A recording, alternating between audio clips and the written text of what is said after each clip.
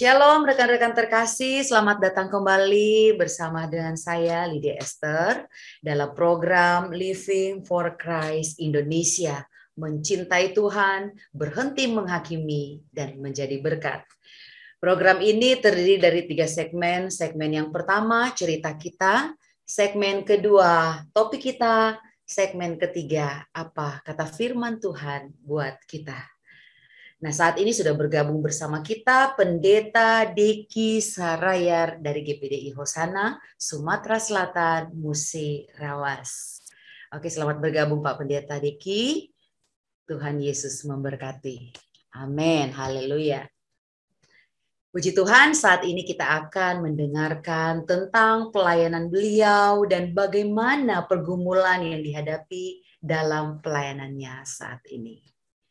Nah, Pak, boleh Pak diceritakan bagaimana Tuhan memanggil Bapak? Awalnya Tuhan memanggil Bapak dalam pelayanan. Puji Tuhan, saya punya pengalaman waktu masih kecil. Masih anak-anak sekolah minggu, saya mengalami mujizat Tuhan yang luar biasa. Pada waktu itu kaki saya menendang pisau dan ibu jari kaki saya itu bisa dikatakan hampir putus. Tapi pada waktu itu karena saya sudah mendengarkan firman Allah, saya berdoa dan saya minta 3 hari kemudian agar kaki saya itu sembuh. Dan puji Tuhan, 3 hari kemudian benar-benar kaki saya itu sembuh. Puji Tuhan. Dari situlah saya mulai ada natsar untuk mau menjadi hamba Tuhan. Wow, luar biasa ya. Tuhan kita baik, kita percaya. Kita bersama dengan Yesus, Tuhan melakukan perkara yang besar. Haleluya. Nah, Pak, kalau boleh tahu kira-kira apa yang pernah menjadi pergumulan yang paling berat dalam pelayanan Bapak saat ini? Ya, tentunya karena kami melayani di daerah transmigrasi, ya pergumulan yang berat, masalah transportasi, kebutuhan di dalam pelayanan. 2 hal itulah yang menjadi tantangan di awal-awal, ya bisa dikatakan hampir 1 sampai 10 tahun di dalam pelayanan. Karena melayani di daerah transmigrasi, saya mulai melayani Tuhan pada tahun 91.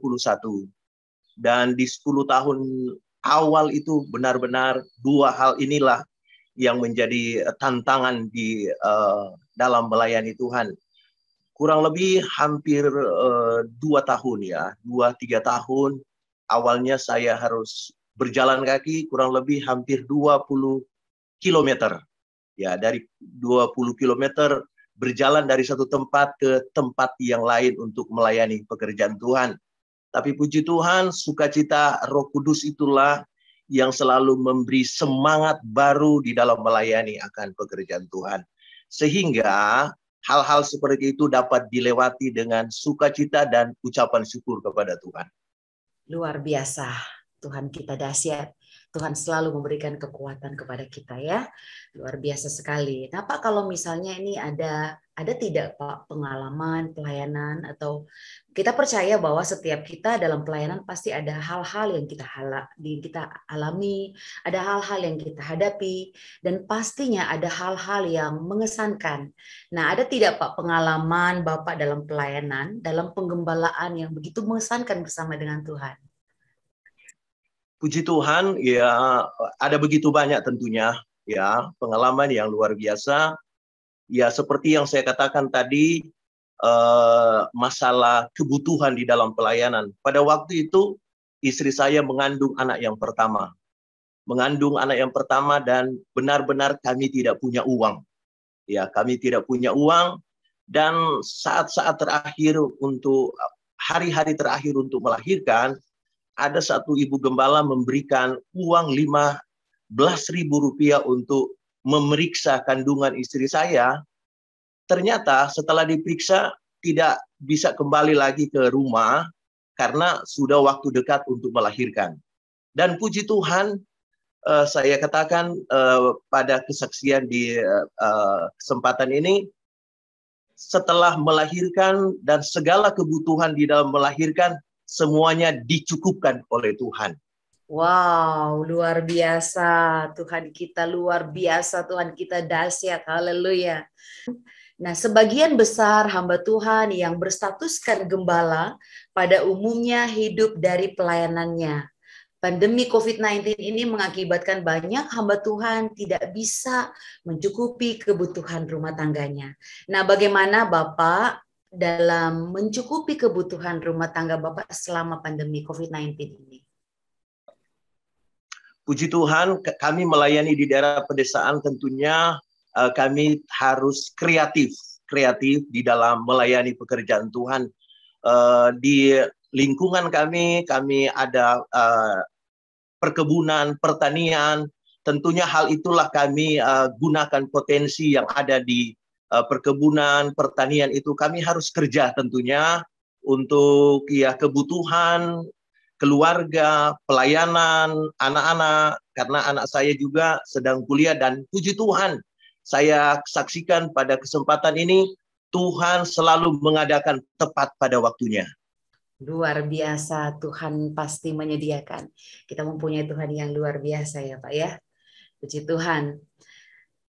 Ada nggak Pak pergumulan hari-hari ini selain dari pandemi COVID-19 atau memang status pandemi saat ini masih menjadi pergumulan yang berat buat Bapak dan tim di gereja Bapak tentunya? Puji Tuhan, saat ini pergumulan kami di gereja yang kami layani, kami sedang mengumpulkan dana. Kami sedang mengumpulkan dana untuk membeli sound system. Dan saat ini juga kami sedang membangun pastori. Ya, kami juga tentunya ya harus terlibat di dalamnya, mengadu ya dan ya membantu tukang sehingga pekerjaan ini tentunya tidak mengeluarkan dana yang besar. Jadi saya, istri, anak terlibat di dalamnya dan kami percaya bahwa segala sesuatu Tuhan juga yang memberkati. Jadi inilah pergumulan di dalam pelayanan yang saat ini kami sedang mengumpulkan dana untuk pembelian sound system kami, ya, sound system kami. Karena kami ingin supaya semakin banyak jemaat juga yang terlibat di dalam pelayanan. Contoh kalau dia memimpin pujian ada singers juga yang mendampingi. Yang saat ini hanya song leader, tidak ada singernya. Tapi kalau dilengkapi dengan sound system, tentunya ibadah ini akan lebih banyak yang terlibat di dalamnya. Karena kami masih sangat terbatas di dalam hal pengeras suara ini. Amin, haleluya, luar biasa. Nah, kira-kira Pak, apa yang menjadi harapan ke depan Bapak dalam pelayanan Bapak? Puji Tuhan, tentunya harapan kami sebagai hamba Tuhan, harapan saya tentunya semakin banyak jiwa yang dimenangkan tentunya. Dan jemaat yang sudah percaya kepada Tuhan, benar-benar mereka semakin mencintai Tuhan, menomorsatukan Tuhan dari apa yang ada, yang mereka hadapi. Jadi benar-benar mereka lebih menomorsatukan Tuhan, sehingga mereka harus tahu di mana waktu untuk beribadah, mereka lebih memfokuskan diri untuk beribadah. Tentunya harapan saya sebagai hamba Tuhan seperti itu. Yes, puji Tuhan. Luar biasa. Terima kasih Bapak Pendeta yang sudah menyediakan waktunya untuk berbagi cerita mengenai pelayanannya. Dan kita percaya bahwa Tuhan Yesus semakin memberkati dan menyertai pelayanan Bapak dan keluarga. Rekan-rekan terkasih, puji nama Tuhan, kita sudah mendengarkan kesaksian yang begitu luar biasa dari Pendeta Deki. Dan bagi Bapak Ibu yang rindu untuk membantu pelayanan beliau, dapat mengirimkan persembahan kasih saudara ke nomor rekening di bawah ini. Dan pemberian Bapak Ibu sangat berarti untuk pelayanan beliau. Dan kita percaya bahwa Tuhan Yesus memberkati bagi orang-orang yang memberi dengan sukacita. Terima kasih, Tuhan Yesus memberkati.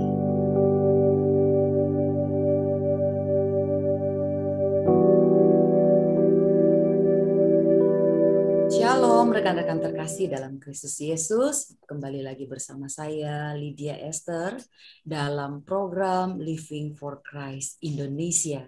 Mencintai Tuhan, berhenti menghakimi dan menjadi berkat.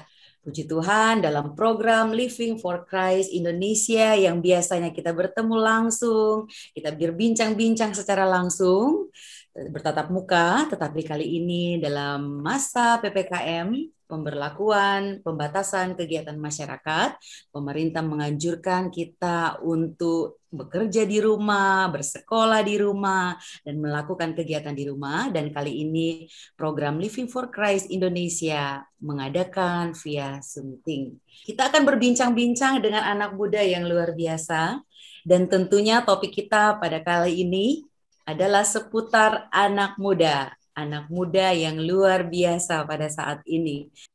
Sudah bergabung bersama dengan kita dua anak muda yang hebat, Ronin dan Kristi. Selamat bergabung, Kristi. Shalom semua. Shalom, selamat bergabung, Ronin. Shalom. Halo, shalom. Luar biasa senyumannya yang manis. Apa kabar hari ini? Baik-baik. Luar biasa. Puji Tuhan baik. Puji Tuhan baik. Puji Tuhan, luar biasa ya. Nah, kalau Kristi kesehariannya boleh nih diperkenalkan dulu namanya supaya kita lebih dekat lagi. Mulai dari Kristi deh. Halo, nama aku Kristi. Aku umur 22 tahun. Aku cuman mahasiswa aja sih. Oh, sedang berkuliah di sebuah perguruan tinggi swasta di Jakarta ya? Iya, betul. Oke. Kalau Ronin kesehariannya, kesibukannya apa? Kalau sekarang lagi jadi marketing properti di suatu perusahaan swasta aja sih, Kak.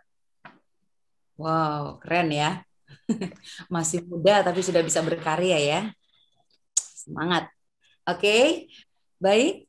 Pada saat kali ini juga sudah bergabung bersama dengan kita narasumber yang cantik. Narasumber kali ini tidak asing lagi biasanya. Dan kita biasa melihat di episode selanjutnya, beliau biasa mendampingi saya sebagai host. Dan kali ini kita mau mendengarkan pesan-pesan yang luar biasa. Ini dia Ibu Eri Aryani. Halo Ibu Eri Aryani. Selamat bergabung ya. Shalom. Halo, shalom Ibu Lydia. Halo. Apa kabar? Puji Tuhan. Shalom juga buat Kristi dan Ronin. Senang sekali Shalom, bisa Kak. bertemu. Iya, puji Tuhan bisa bertemu di Zoom meeting. Topik kita kali ini tentang bertahan, bertumbuh, dan berbuah. Nah, kalau kita lihat sebuah pohon, untuk mengenal sebuah pohon, kita akan mengenal pohon itu dari buahnya. Jadi demikian juga kalau kita mau mengenal pertumbuhan kerohanian kita bisa lihat dari perbuatannya. Nah, puji Tuhan kali ini sudah bersama dengan kita Ronin dan Kristi. Oke, saya serahkan kepada anak muda Ronin dan Kristi. Kalau ada yang mau ditanyakan, silakan kita bertanya ke Kak Eri. Oke, puji Tuhan, silakan. Halo, shalom semuanya. Saya punya pertanyaan. Karena sekarang kita kan hidup di zaman yang sudah serba modern. Kita mencari apa-apa mudah, di internet semuanya ada. Untuk membaca Alkitab pun sekarang tidak usah ribet-ribet pakai buku gitu. Tapi kenapa banyak orang murtad meninggalkan imannya kepada Tuhan Yesus? Apakah ini yang dimaksud dengan gagal bertahan dalam iman? Mohon jawabannya, Kakak Eri. Makasih. Nah, ini pertanyaan yang menarik sekali. Nah, saya mau katakan, mengapa orang bisa meninggalkan iman kepada Tuhan Yesus dengan begitu mudah? Hanya karena faktor misalnya manusia ini ya, membela seseorang yang ganteng atau yang cantik ya, sehingga dengan mudah meninggalkan iman kekristenannya. Mungkin juga tergoda oleh harta kekayaan ya, jabatan atau kedudukan yang enak ya, dan juga bisa juga orang meninggalkan imannya itu karena penderitaan atau kesengsaraan, nggak kuat menderita, akhirnya pindah gitu ya, pindah keyakinan. Nah, mengapa mereka begitu bisa gampang sekali untuk meninggalkan iman kepada Tuhan Yesus Kristus? Nah, yang saya mau kasih tahu adalah bahwa orang itu nggak punya fondasi yang kuat, tidak mempunyai fondasi iman yang kuat terhadap Tuhan Yesus Kristus, dan juga mungkin tidak mengenal Yesus Kristus secara pribadi, ya. Dan juga mau saya katakan bahwa saat ini banyak Kristen KTP. Apa itu Kristen KTP? Kristen tanpa pertobatan, ya, menganggap agama itu sama saja, ya. Bahkan nggak punya agama juga nggak masalah. Yang penting saya hidup sesuai dengan kata hati saya tidak menipu, saya tidak berbuat jahat, saya tidak melakukan hal yang tidak benar, ya. Jadi agama itu hanya sekedar beragama tanpa mengenal Tuhannya. Ya, bahkan sekarang mau saya katakan banyak orang Kristen yang Kristennya agama nenek moyang. Kenapa nenek moyang? Karena mereka nggak punya choice, ya, nggak punya pilihan bahwa saya nggak boleh beragama yang lain karena nenek moyang saya itu agamanya yaitu. Nah, akhirnya mereka tidak mempunyai, tidak mengalami Tuhan. Nah, saya mau katakan orang bisa pindah keyakinan atau murtad itu karena tidak ada encounter dengan Tuhannya secara pribadi. Nah, bagaimana kita bisa mengenal Tuhan secara pribadi, yaitu lewat pembacaan firman Tuhan, merenungkan firman Tuhan siang dan malam, dan dikatakan dan minta dipenuhi oleh Roh Kudus supaya Roh Kudus itu bisa menuntun kita, membimbing kita untuk mengenal Tuhan Yesus dengan baik. Nah, karena hanya Roh Kudus saja yang bisa membawa kita bertemu dan mengenal Tuhan dengan benar, karena Roh Kudus itu adalah jaminan keselamatan loh. Nah, apa yang dimaksud dengan pertemuan pribadi?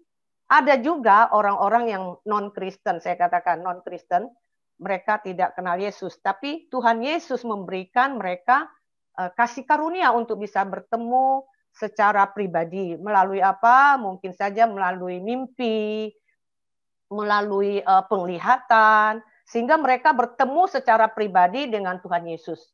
Nah, itu kasih karunia, ya. Ada juga pertemuan pribadi dengan Tuhan melalui satu pengalaman iman. Misalnya ada mukjizat dalam kehidupan terjadi, atau ada satu proses yang luar biasa sehingga campur tangan Tuhan itu nyata. Jadi mereka bisa punya iman yang begitu kuat mencengkram, ya, untuk tidak pindah ke iman yang lain, ya, melalui satu peristiwa iman di mana dia ditolong oleh Tuhan, mungkin dilepaskan atau diloloskan dari maut. Nah, itu dia yang saya katakan Roh Kudus adalah jaminan untuk kita mendapatkan jaminan keselamatan untuk bertemu dengan Tuhan secara pribadi. Oleh sebab itu di Yohanes 3 ayat 3 sampai 5 katakan bahwa tidak mungkin orang bisa masuk ke dalam kerajaan surga tanpa melalui lahir kembali oleh air dan oleh roh. Apa yang dimaksud dengan lahir kembali oleh air? Nah, Yohanes Pembaptis mengatakan di Matius 3 ayat 11 bahwa Yohanes Pembaptis mengatakan, aku membaptis kamu dengan air sebagai tanda pertobatan. Artinya kita harus melalui satu pertobatan, yaitu baptisan air.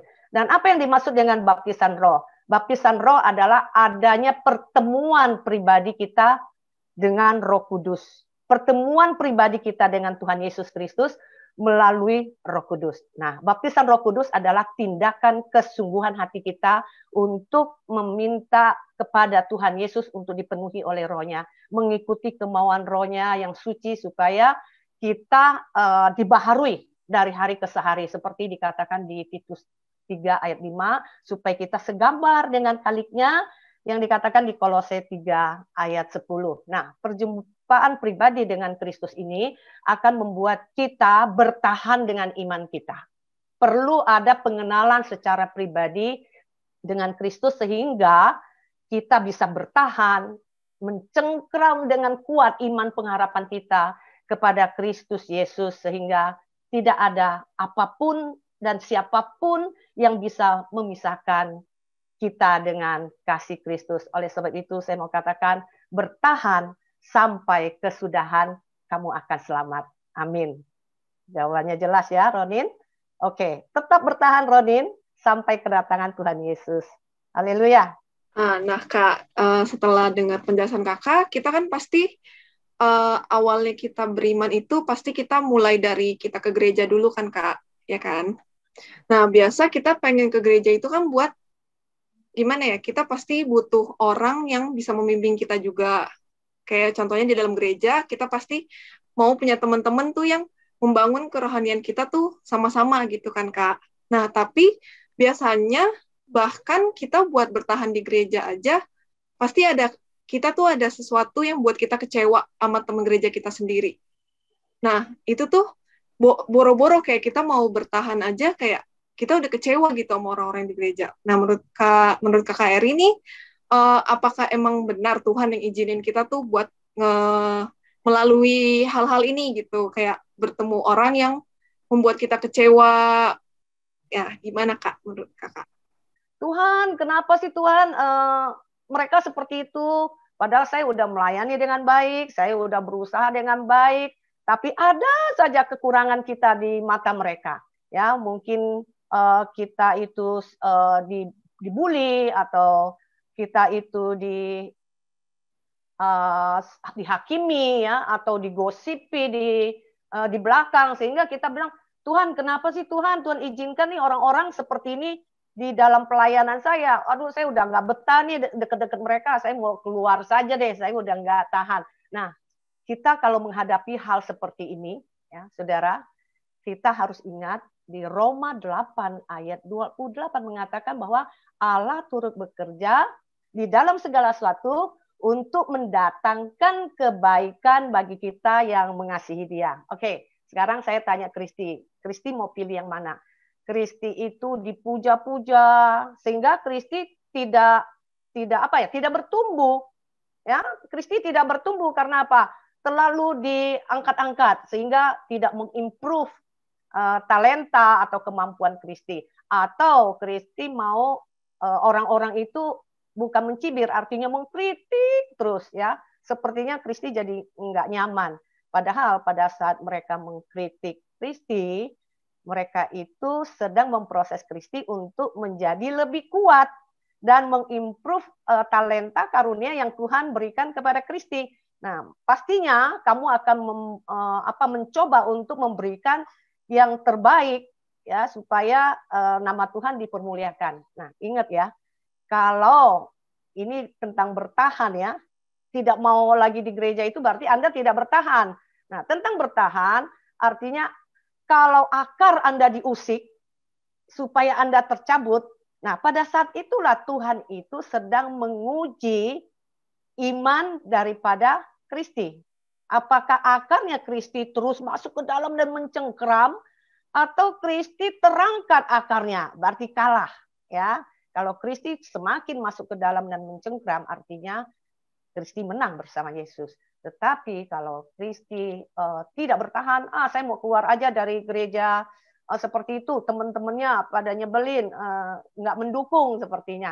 Nah, berarti Kristi itu kalah. Nah, oleh sebab itu, saatnya Kristi diuji sebenarnya. Tunjukkan bahwa kamu mencengkram, akarmu terus masuk ke dalam dan Kristi bertahan sampai Tuhan datang. Amin. Terus melayani ya Kristi, jangan kalah. Ada sih Kak, ini pertanyaan yang cukup mengganjal hati dari dulu gitu Kak. Sebenarnya kita bisa nggak sih bertumbuh, tapi kita itu pindah-pindah gereja gitu. Dari gereja A ke gereja B, ke gereja C, hanya jadi simpatisannya aja di setiap gereja gitu. Karena kan sifat-sifat manusia itu kadang di gereja A ada sifat yang bosen, bikin kesel hati, bosen. Ya. Di gereja B ada yang bikin malas ke gereja aja nih orang nih gitu. Jadi saya mau umpamakan begini, Ronin. Kalau sebuah tanaman ditanam di sebuah pot, kemudian baru mau bertumbuh nih, sudah berakar mau bertumbuh, dipindahkan ke pot yang lain. Ya, baru lagi mau berakar dan bertumbuh, dipindahkan lagi ke pot yang lain.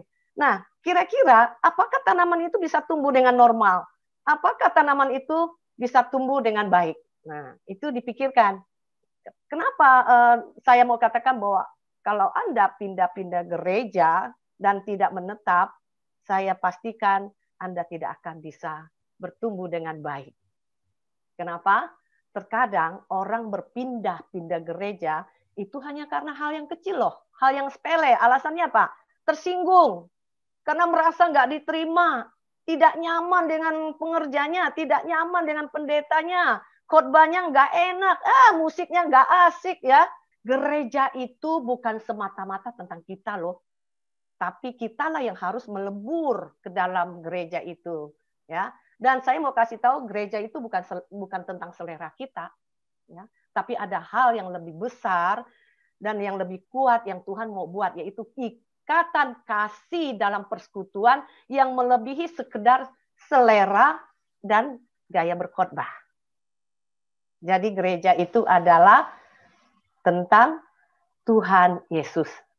It's all about Jesus.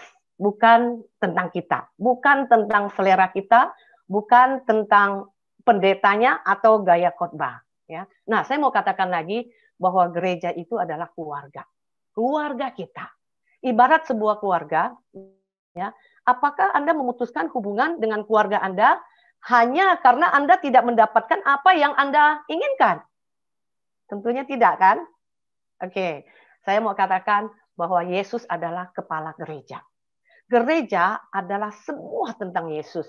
Berpindah-pindah gereja juga akan membuat Ronin tidak bisa punya kesempatan untuk melayani. Kehilangan waktu untuk melayani. Kenapa? Karena Ronin akan selalu kembali kepada garis start. Karena setiap kali Anda pindah gereja, Anda ada berdiri di garis baru mulai. Sayang sekali kan, jadi waktu kesempatan untuk melayani Tuhan itu jadi hilang. Nah, saya pastikan ya bahwa pindah-pindah gereja juga membuat Ronin kehilangan kesempatan untuk bertumbuh. Ya, gereja adalah bagian dari tubuh Kristus. Ya, jadi Ronin harus menetap, mengambil bagian di dalamnya supaya Ronin bertahan, mengakar dengan kuat, supaya Ronin bisa bertumbuh dengan baik. Dan yang pasti, Ronin pasti berbuah. Amin, Ronin. Haleluya. Amin. Makasih Kak Eri penjelasannya tadi soal iman yang bertahan dan bertumbuh. Tapi aku masih penasaran sama satu hal nih Kak Eri tentang berbuah. Nah, Kak Eri bisa jelasin nggak sih ke kita semua apa sih yang dimaksud dengan berbuah? Makasih Kak Eri. Oke, wah luar biasa ya. Semakin penasaran nih kelihatannya kita semua nih ya, dari bertahan kita sudah bahas, dari bertumbuh sudah. Nah, sekarang berbuah. Saya mau katakan bahwa itu adalah satu paket yang tidak bisa dipisahkan. Ya, kalau untuk mencapai kesempurnaan, ketiga proses ini harus kita dapatkan. Nah, bagus itu pertanyaan Ronin ya. Oke. Step pertama adalah bertahan. Bertahan saya gambarkan dengan berakar. Ya. Kemudian bertumbuh. Habis bertumbuh itu pasti berbuah. Keinginan seseorang menanam sebuah pohon yang diinginkan adalah buahnya pastinya ya kan? Buahnya yang dinanti-nantikan oleh penanam pohon itu. Nah, saya mau kasih tahu bahwa kalau pohon itu berbuah, maka pohon itu membuktikan bahwa dia adalah pohon yang bertumbuh dengan baik dan hidup di dalam satu pot yang baik. Nah, buah itu apa sih? Pastinya tanya ya, kenapa ya di Alkitab sering dikatakan buah. Nah, saya mau kasih tahu, kalau akar itu tidak kelihatan ya, karena tersembunyi.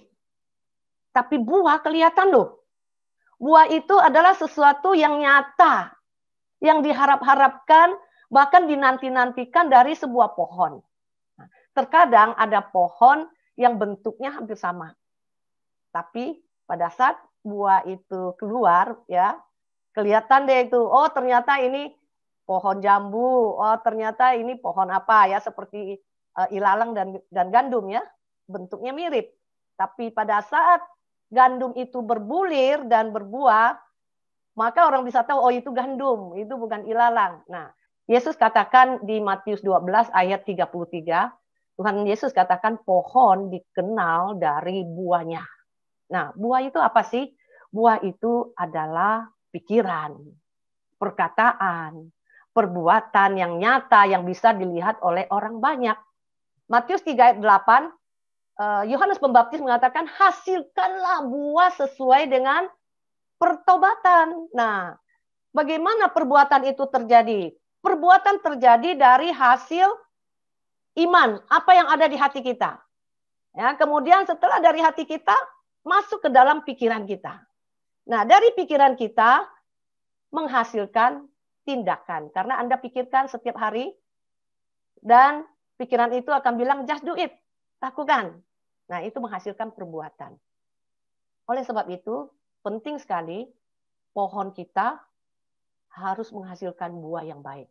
Pohon yang baik menghasilkan buah yang baik. Itu kata Tuhan Yesus. Ya. Jadi buah itu adalah kesaksian hidup kita yang bisa dilihat oleh orang banyak. Yaitu perbuatan nyata kita. Oke, Ranin? Aku mau nanya nih Kak, apa berbuah itu tuh wajib gak sih? Ayat firman di Matius 21 ayat 18 ya, Kristi, yaitu tentang Tuhan Yesus mencari buah pohon ara. Ya, pada saat Tuhan Yesus lapar, Tuhan Yesus pergi mencari buah di sebuah pohon ara. Tapi Tuhan Yesus lihat daunnya sudah banyak loh. Artinya pohon itu bertumbuh dengan baik kan kalau ada daun. Ternyata bertumbuh belum tentu berbuah loh. Jadi pada saat Tuhan Yesus ke pohon ara itu, Tuhan Yesus tidak menemukan buah satupun. Apa yang dikatakan Tuhan Yesus? Tuhan Yesus mengutuk pohon ara itu. Dan dikatakan bahwa kamu tidak akan berbuah lagi selama-lamanya. Dan seketika itu juga pohon ara itu kering. Wow, dahsyat kan? Ingat. Dan satu lagi, kakak mau kasih tahu tentang Tuhan Yesus memberikan perumpamaan. Ya, itu tercatat di Lukas 13 ayat 6 sampai 9. Nah, Tuhan Yesus memberikan perumpamaan tentang pohon ara yang tidak berbuah ditanam di kebun anggur. Ya, seharusnya pohon ara itu tidak di kebun anggur loh, bukan tempatnya. Nah, begitu juga dengan kita. Kita ini orang berdosa. Tidak mungkin bisa masuk ke dalam kerajaan Allah. Tapi Tuhan memberikan kasih karunia kepada kita untuk kita boleh mendapatkan hak kerajaan Allah. Ya, ingat loh. Nanti Kristi baca ya di Lukas 13 ayat 6 sampai 9 bahwa ada pohon ara yang ditanam di kebun anggur. Sudah 3 tahun tidak berbuah-buah. Akhirnya datang pemilik kebun itu dan berkata kepada pengurus kebun. Dikatakan, pohon ara ini sudah 3 tahun saya datang enggak pernah berbuah. Saya mau tebang saja. Ya, tebang. Saya tidak mau dia hidup sia-sia di tanah saya ini, katanya. Itu perumpamaan tentang kita loh, ya, Kristi, bahwa kalau kita tidak berbuah, Tuhan Yesus pasti tidak suka. Tapi apa kata pengurus kebun? Pak, Tuhan, jangan ditebang dulu. Coba saya bikin lembut tanahnya. Saya bikin gembur tanahnya, terus saya kasih pupuk. Kita tunggu tahun ini ya. Kalau dia berbuah, jangan ditebang. Tapi kalau dia tidak berbuah, kita tebang. Kita buang, nggak ada gunanya itu pohon ara. Ditanam di kebun anggur saya, kata Tuannya juga ya. Nah, jadi kalau kita tidak berbuah, betapa mengerikan ya. Coba bayangkan, apa yang Yesus katakan itu, ya dan amin loh, pasti terjadi loh. Dan itu perumpamaan tentang pohon ara itu kita sebenarnya. Tidak berhak sebenarnya kita orang berdosa boleh di kebun anggur. Itu karena kasih karunia kita boleh di kebun anggur. Oleh sebab itu, jangan pikir yang lain-lain, berbuah saja. Tuhan pelihara kamu. Tuhan akan sayang dengan kamu, ya. Jadi buah dari pohon ara itu artinya adalah perbuatan kita selama di dunia ini ya. Kita akan berbuah dan kita akan diterima di kerajaan Allah. Amin. Nah, berbuah juga berbicara tentang kelangsungan hidup. Apa itu kelangsungan hidup? Dari pohon, kemudian buah, setelah buah ada benih ya, ada biji. Ya. Tuhan itu maha kuasa. Dia menjamin kelangsungan hidup daripada alam semesta ini. Nah, begitu juga Tuhan menuntut kita untuk menjadi berkat, berbuah, ya, ada kehidupan di dalam kita yang kita bisa menjadi berkat buat orang lain, ya, yang terus menciptakan benih yang baru. Nah, Tuhan mau kita ini dipulihkan untuk memulihkan orang lain. Kita diselamatkan untuk menyelamatkan orang lain. Pertanyaan dari aku yang terakhir nih, kayak Ya. mungkin kita pernah dengar dari orang-orang terdekat kita pernah ngomong kayak gini, Kak. Buat apa sih kita ngajakin dia tobat kalau hasilnya tuh jelek gitu, kalau buahnya jelek? Nah, Kakak bisa bantu jawab gak sih, apa sih ini maksud dengan buah jelek itu? Nah, buah jelek itu seperti apa sih? Coba di Galatia 5, ya, Galatia 5 berbicara tentang buah, ya, buah yang baik yaitu buah roh, ya. Buah roh yaitu buah yang dihasilkan oleh orang-orang yang hidup di dalam kuasa Roh Allah, yang dikuasai oleh Roh Allah. Nah, perbuatan apa saja sih yang dihasilkan oleh buah roh tersebut? Tertulis di Galatia 5 ayat 22 sampai 23, ya, dikatakan tetapi buah roh itu adalah kasih, sukacita, damai sejahtera, kesabaran, kemurahan, kebaikan, kesetiaan, kelemah lembutan, dan penguasaan diri. Tidak ada hukum yang menentang semua hal ini, ya, dikatakan oleh Paulus. Nah, di 5:24 juga dikatakan bahwa di Galatia 5 ayat 24 dikatakan barang siapa yang menjadi milik Kristus Yesus, ia telah menyalibkan daging dengan segala hawa nafsu dan keinginannya.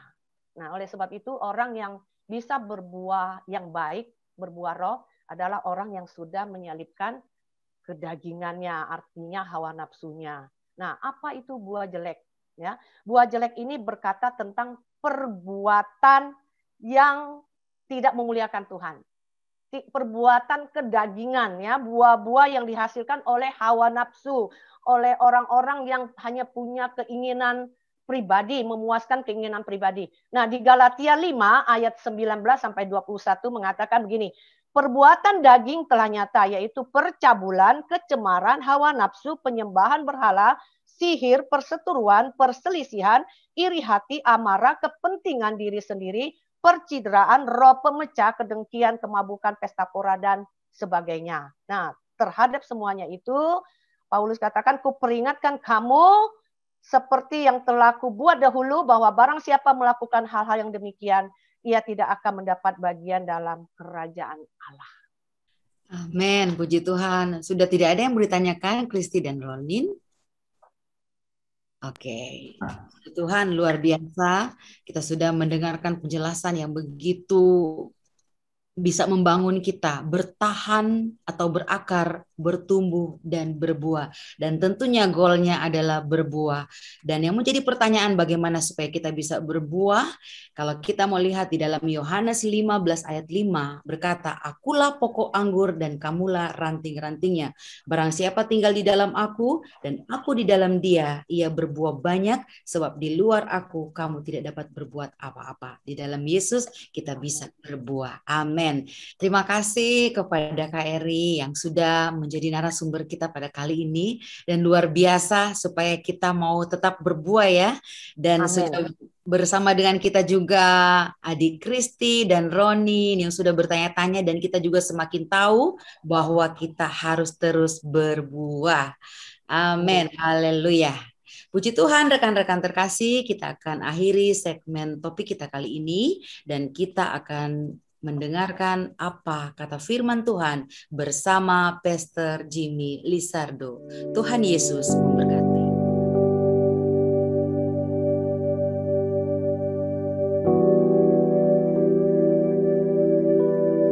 Shalom, rekan-rekan terkasih dalam Yesus Kristus.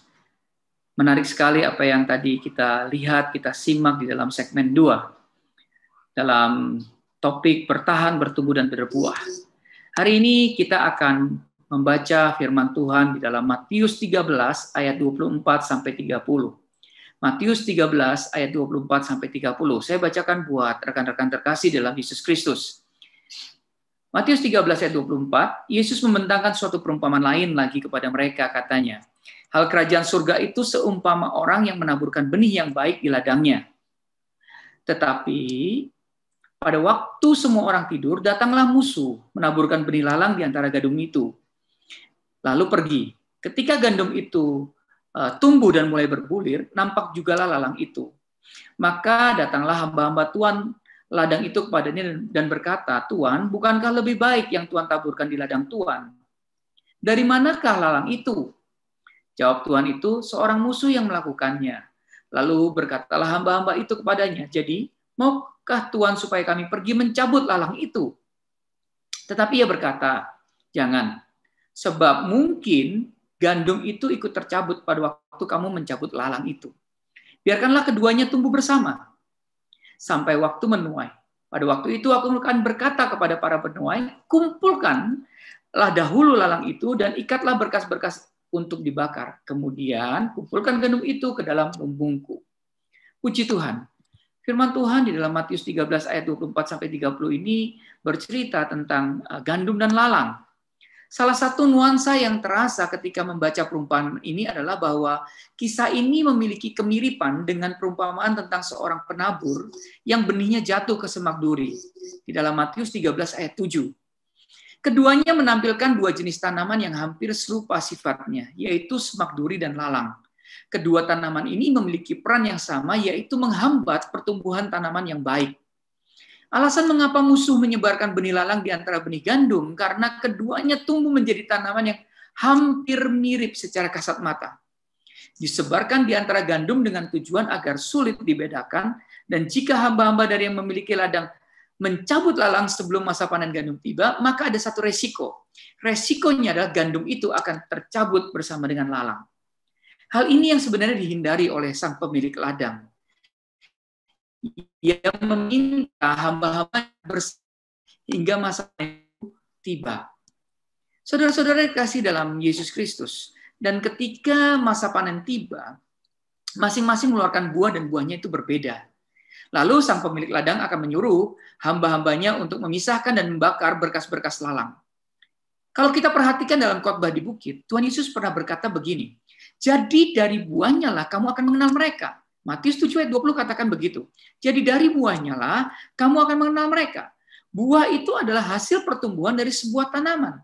Dalam hal ini gandum dan lalang sama-sama bertumbuh, sama-sama menghasilkan buah. Justru kita dapat melihat buahnya itu, dia adalah buah daripada lalang dan buah daripada gandum. Benih lalang itu seperti semak duri. Disebar untuk menjadi hama penghancur bagi hasil panen yang didambakan petani. Namun, gandum itu dapat bertahan hingga berbuah pada musim panen. Saudara-saudara, rekan-rekan terkasih dalam Yesus Kristus, dalam penjelasan perumpamaan tentang seorang penabur yang benihnya jatuh di semak duri, tunas benih itu mati terhimpit oleh semak duri, karena harus berebut tanah untuk pertumbuhan akarnya. Karena akarnya tidak dapat bertumbuh dengan baik dan kuat sehingga tidak mendapatkan zat-zat yang dibutuhkan dari tanah. Maka ia kalah bersaing dengan semak duri hingga akhirnya mati. Dalam perumpamaan lalang di antara gandum, sepertinya gandum berhasil bertahan untuk berakar dengan kuat dan mengambil zat-zat yang dibutuhkan bersama-sama dengan akar lalang. Hal ini menunjukkan bahwa gandum tersebut memiliki daya tahan dan kekuatan yang terus-menerus hingga mampu bertumbuh, berbuah, walaupun dihimpit oleh lalang. Pertumbuhan gandum hingga berbuah, walaupun dihimpit oleh lalang, mencerminkan kehidupan kita sebagai seorang murid Kristus yang sejati. Apa yang bisa kita ambil dari perumpamaan tersebut? Orang Kristen tidak kebal dari godaan dosa. Iblis terus mencari kesempatan seperti singa yang mengaum-ngaum untuk menjatuhkan kita. Namun dengan iman yang kuat dan teguh kita dapat bertahan dari godaan dosa. Dengan segala perlengkapan senjata Tuhan, kita mampu melawan segala tipu muslihat iblis. Saudara-saudaraku, rekan-rekan yang terkasih dalam Yesus Kristus, jangan biarkan kita terbawa oleh godaan iblis. Yang harus kita lakukan adalah teruslah berakar, teruslah bertumbuh di dalam Tuhan.